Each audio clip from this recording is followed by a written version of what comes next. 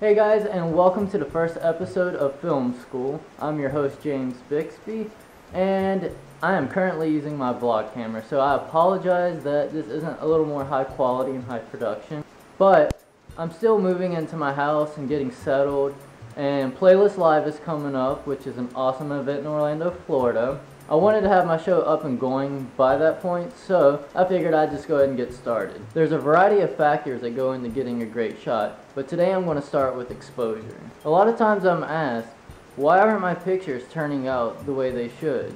A lot of people are afraid to take the camera off the automatic settings, and that is one of the main reasons why you're probably not getting an amazing shot. When people switch to manual settings and they don't know what they're doing, the pictures are probably going to come out a lot worse. So your three main settings for controlling your exposure are your shutter speed, your aperture or f-stop, and your ISO. And for digital ISO, that's digital gain. And if you're using film, that's how sensitive your film is to light. In my first example, I'm going to be using a Canon T2i, which is a digital SLR camera right here. And then I'm going to show you how to access those same functions in a consumer-based camera such as my Canon 300HS, which is a small camera, but you can still get a great image. I'm going to be using video to show you the different settings, but they still apply to photography as well. Your shutter speed should be set to double your frame rate when you're filming video. For example, if you're filming at 24 frames per second, then your shutter speed should be 1/50th of a second. To control my shutter speed, I use the dial on top of my camera. When you turn the dial, the number to the far left will change.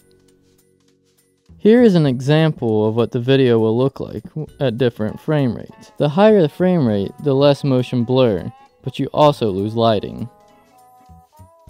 Now let's move to aperture. The lens aperture is the size of the hole that lets light travel into the camera sensor. It's measured in f-stops. A higher f-stop lets less light in, and a lower f-stop lets more light in. To control my aperture, I push in the aperture value button at the same time as spinning the dial.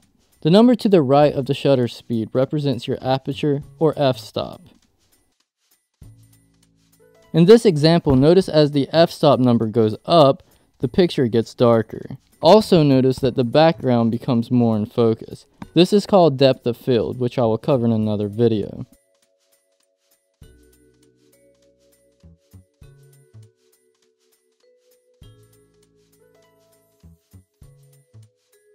Now let's move to ISO speed.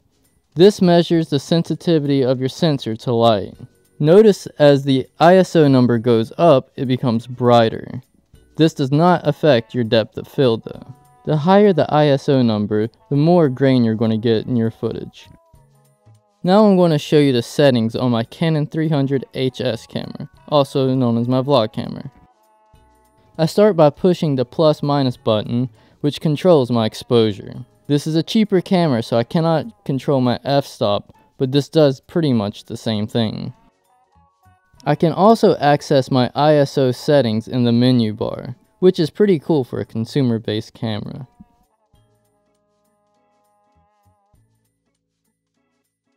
So I hope this information was helpful. Be sure to subscribe so you can keep up with my videos. If you're a tweeter, be sure to hit me on Twitter, links below. Also, if you like checking out pictures that I take, hit me on Instagram. Of course, if you guys have any specific questions or comments, be sure to leave them below. And I will see you guys next time.